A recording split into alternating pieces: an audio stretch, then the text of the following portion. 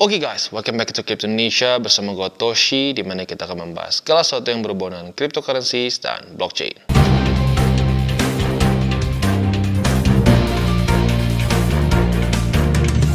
Oke, jadi pada hari ini guys, kita akan membahas mengenai hardware wallet. Dan kenapa lu harus pertimbangkan untuk punya minimal satu saja hardware wallet, ya.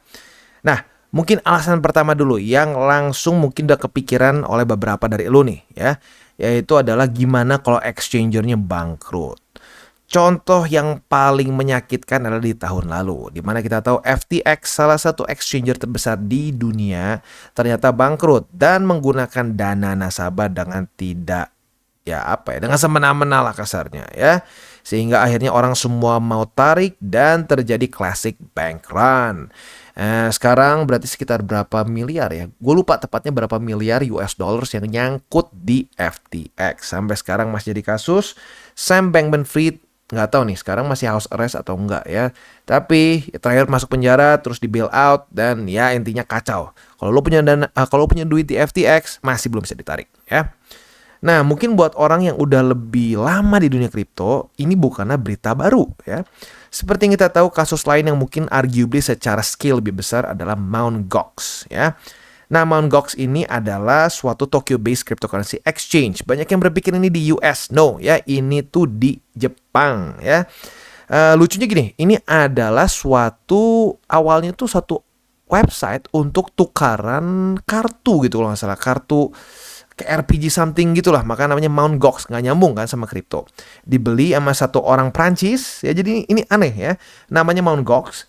Di Jepang, exchangernya dipunyai oleh seorang gue lupa namanya siapa, tapi orang Prancis gitu ya. Dan dulu di masa jayanya itu responsible untuk 70% dari Bitcoin transaction di seluruh dunia saat peaknya ya. Jadi nggak main-main. Saat ini jebol ya, Bitcoin literally terjun payung seingat gue minus 90 atau 80% ya. Really bad ya. Nah, maka dari itu pasti banyak yang galau nih ya, banyak yang berpikir, waduh, kalau exchanger besar aja seperti FTX dan Mt. Gox di masanya bisa jebol, apakah bijak kalau kita taruh semua kripto kita di exchanger? Nah, itu mungkin bisa jadi salah satu pertimbangan buat lo ya. Nah, selanjutnya sebelum kita masuk lebih dalam ya mengenai wallet itu sendiri, kan ada dua biasanya ya. Banyak orang yang berpikir sama aja, tetapi ada hot wallet dan cold wallet. Kita akan bahas di belakang. Sebelum masuk ke sini, buat lu yang mungkin cenderung awam masih nggak nangkep ini maksudnya apa sih ya. Nah, supaya yang awam nangkep, kita akan bahas dulu dengan evolusi banking ya. Seperti yang kita tahu, awal banking itu ya mungkin kalau mau awalnya banget belum termasuk banking itu barter ya, di mana kalau misalkan kita mau, kita kurang gula, ya sudah kita tukar garam ke tetangga kita misalkan. Nah, permasalahannya semakin ekonomi berkembang dengan kompleks, ya, berkembang dengan cepat dan kompleks, orang makin banyak yang ingin dibarterkan. Nah, misalkan orang mau barter sapi, harus berapa kambing? Nah, itu seringkali menjadi suatu perdebatan. Akhirnya, mereka ada konsensus mencari satu barang berharga yang semua orang menerima. Apa? Gold. Emas ya. Kenapa emas? Kalau gue jelasin semua kayaknya bakal videonya kepanjangan ya. Tapi intinya gold ini kalau kita mau bikin very simpelnya adalah value dia yang paling besar adalah di net issuance dia. Per tahun itu nggak pernah ekstrim. Fluktuasinya tuh nggak gila gitu. Nggak pernah kayak setahun ketemu nambah 30% ya dari supply. No. Rata-rata ya 2-5%. Berarti kasarnya inflasi 2-5% per tahun atau nambah supply sebanyak itu. Maka dari itu gold ini secara universal diterima dimanapun ya. Nah, tetapi seperti yang kita tahu gold itu bisa palsukan, dan lu bisa cek lah banyak sejarahnya pemalsuan emas ya, bahkan sampai sekarang juga masih banyak pemalsuan emas ya. Tapi bukan pakai ini ya, bukan pakai coklat gitu, maksudnya digabungin sama metal lain gitu. Makanya sekarang banyak cara untuk mengetahui ini emas asli atau bukan ya. Ada yang digigit, ada yang pakai dentingan dan seterusnya. Nah, karena gold ini banyak dipalsukan ya, akhirnya apa?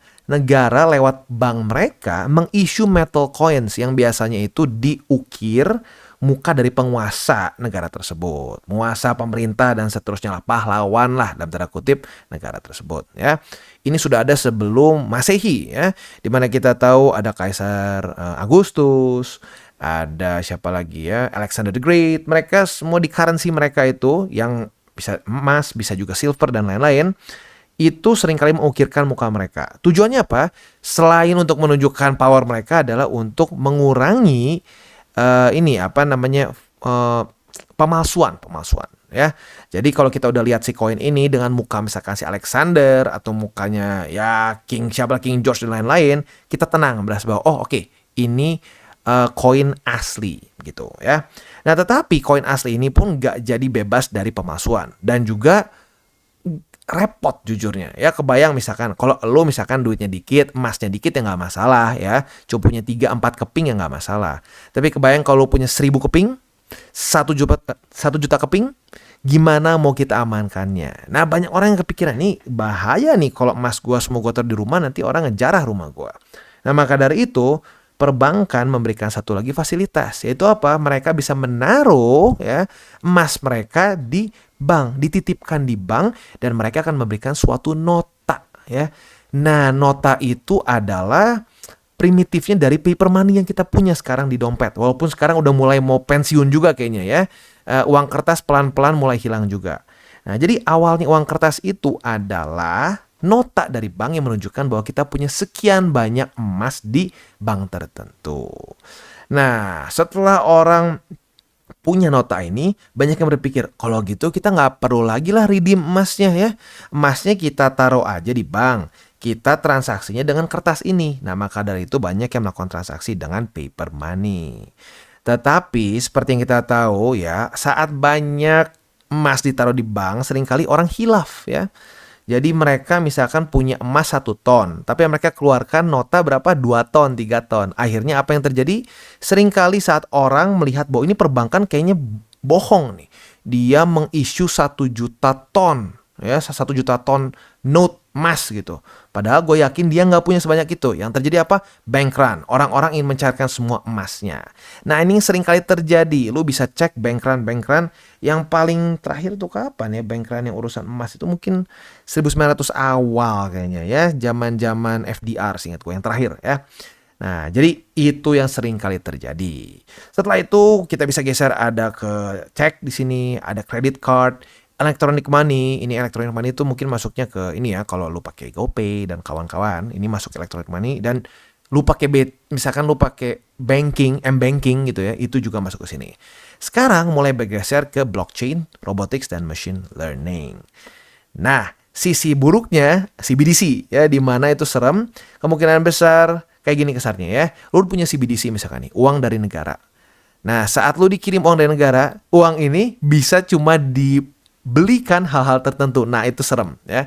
Kripto nggak semua ya, banyak juga kripto nggak jelas.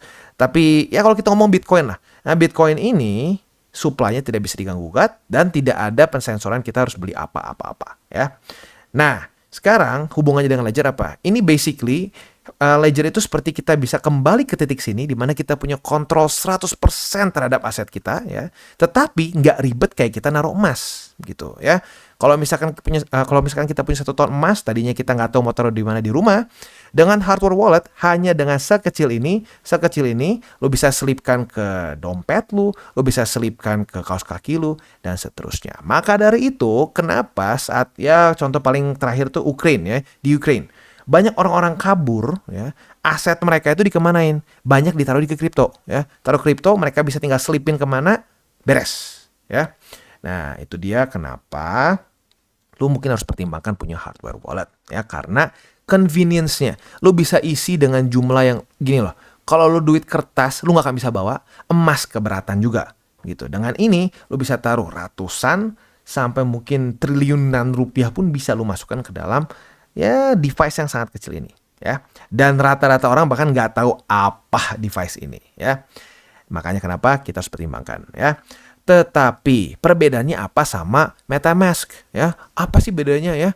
Nggak usah lah bang beli beginian mahal ya. Udah aja pakai MetaMask, sama aja kan? Nah, hati-hati, ada perbedaan cukup mendasar. Nah, untuk perbedaannya kita bisa lihat di sini, hot wallet against cold wallet ya. Hot wallet itu seperti apa? Hot wallet itu seperti MetaMask, Trust Wallet, dan banyak lagi ya. Cold wallet itu seperti apa? Contohnya itu adalah ya Trezor, ada Ledger, ada juga OneKey, ada juga SafePal, dan banyak lagi. Ya, intinya adalah yang bentuknya seperti ini, hardware wallet. Nah, perbedaan mendasarnya adalah yang satu selalu connected ke internet, yang satunya lagi tidak terconnected internet. Cold sesuai dengan namanya dingin ya, jadi dia itu tidak terconnected ke internet ya. Untuk hot wallet dia selalu connected. Ya. Nah, emang kenapa bang kalau selalu connected? Kalau selalu connected ke internet, itu akan jauh lebih mudah untuk dihack. Ya, sekali lagi, jauh lebih mudah untuk dihack. Ah, masa sih bang, gue kayaknya aman-aman aja nih selama ini. Gue pribadi, ya, cukup sering menggunakan hot wallet, ya, untuk project-project, untuk liquidity mining, dan seterusnya, ya. Nah, di situ, ya, tiba-tiba MetaMask gue kekuras, ya untungnya sih nggak banyak karena memang dari awal gue tahu kegunaan hot wallet bukan untuk naruh jangka panjang ya. Nah, padahal seed phrase itu gue nggak bikin di note laptop, bikin note di HP, no, anti gue kayak gitu. Gue selalu bikin di kertas, gue catat di kertas, tapi tetap kejebol. Jadi artinya hot wallet ini memang lebih tidak aman secara in general ya. Cold wallet lebih sulit, sekali lagi bukan nggak mungkin, tapi lebih sulit untuk dihack. Selanjutnya, hot wallet ini vulnerable ke government regulation. Yes, contohnya MetaMask kemarin itu sempat mau dibikin KYC dan orang banyak yang ribut. Ya, kenapa harus KYC? Katanya decentralized. Nah, jadi gini ya, karena mereka bentuknya adalah ya bisa dibilang suatu apa ya? Ya, intinya mereka akan vulnerable. Sementara untuk cold wallet sampai sekarang sih nggak ada pemaksaan kayak harus di KYC sih ya untuk Ledger, OneKey atau apapun juga karena ada yang bisa harus di apa ya? Ada yang gini loh, ada yang masih bisa dioprek lagi code-nya, ada yang udah mereka jual ya sudah code-nya like that gitu. Nah, jadi ini tergantung merek apa kalau yang ini ya.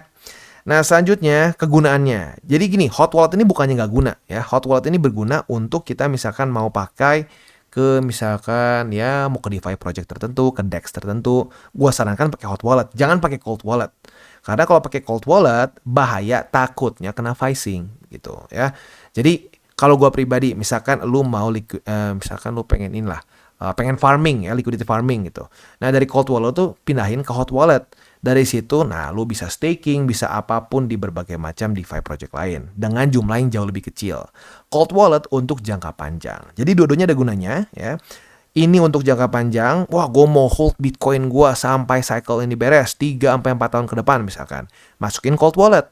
Buat lo yang, gue pengen gue pengen dapetin yield nih, gue pengen misalkan staking di berbagai macam crypto projects dan seterusnya, gunakan hot wallet dengan dana yang lebih kecil. Gitu ya. Nah, tetapi permasalahannya nggak sampai situ saja. Cold wallet itu seringkali terjadi scam seperti apa? Scam wallet yang sudah compromise dijual kembali. Jadi beneran hardware wallet, tetapi sudah dia beli dulu nih sama si scammernya. Dia beli, dia oprek dalamnya, terus dia jual lagi dengan harga yang biasa lebih murah daripada penjualnya. Konyol kan? Kalau dia bisa jual lebih murah daripada daripada produsennya, harus jadi tanda tanya kan? Nah, itu salah satu pertandanya. Tips pertama, kalau harganya nggak masuk akal, lu cek bandingkan dengan langsung official website dari di US-nya lebih murah, jangan beli mendingan ya. Karena ada kemungkinan besar itu adalah wallet yang sudah compromise. Modal dikit lah ya. Cold wallets itu nggak mahal ya. Ada yang sampai cuma ratusan ribu juga ada ya. Biasanya yang mahal itu yang kalau udah ada display dan lain-lain ya. Nah, itu biasanya jadi lebih mahal. Tinggal lu pilih mana yang paling cocok buat lo ya. Jadi mahal mungkin kalau lo kayak si Drake ya. Si Drake tuh ledgernya itu dikasih berlian ya, jadi mahal kalau kayak gitu ya. Tapi kalau cuma polosan gini murah ya. Nah, gimana biar kita kita aman dari berbagai macam scam seperti itu? Belilah di authorized reseller ya. Nah, authorized reseller ini namanya adalah Encrypt. Dia ada di Indonesia, free shipping ke seluruh Indonesia ya.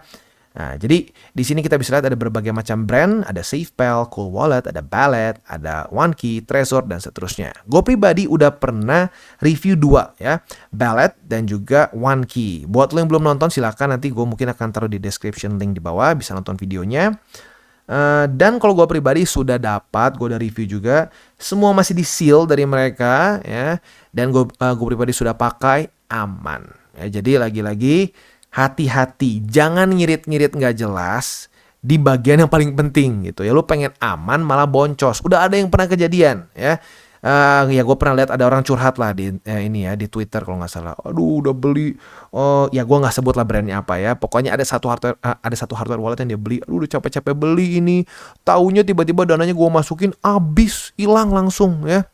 Nah ternyata ditanya-tanya ya dia beli harganya nggak make sense, murah banget. Nah hati-hati ya. Jadi jangan ngasal, jangan ngirit di tempat yang nggak seharusnya ya. Bisa pertimbangkan untuk beli di Encrypt. Buat lu yang tertarik silahkan bisa klik di link description di bawah ya. Oke, jadi kurang lebih seperti itu untuk penjelasan kita mengenai hardware wallet. Jadi gua harap lu mengerti ya betapa pentingnya untuk kita punya hardware wallet. Karena lagi-lagi, not your keys, not your crypto. Dan bagi kalian yang belum mengikuti DCWT atau Daily Charting with Toshi, bisa klik di sini, di mana kita akan daily chart your favorite cryptocurrencies. Dan buat lo yang masih bingung cara baca TA, chart, dan hal-hal lain, bisa juga kita klik di sini tutorials with Toshi. Ya. Dan buat lo yang belum memiliki akun ya, di berbagai macam cryptocurrency exchange, bisa klik di bawah ada link kita, lo bisa pilih sendiri. Ya. Lalu selanjutnya jangan lupa juga untuk join Telegram group kita, di mana kita bisa ngobrol-ngobrol santai mengenai dunia cryptocurrency secara dua arah. So jangan lupa untuk like, subscribe, click the bell icon, and see you on the next video.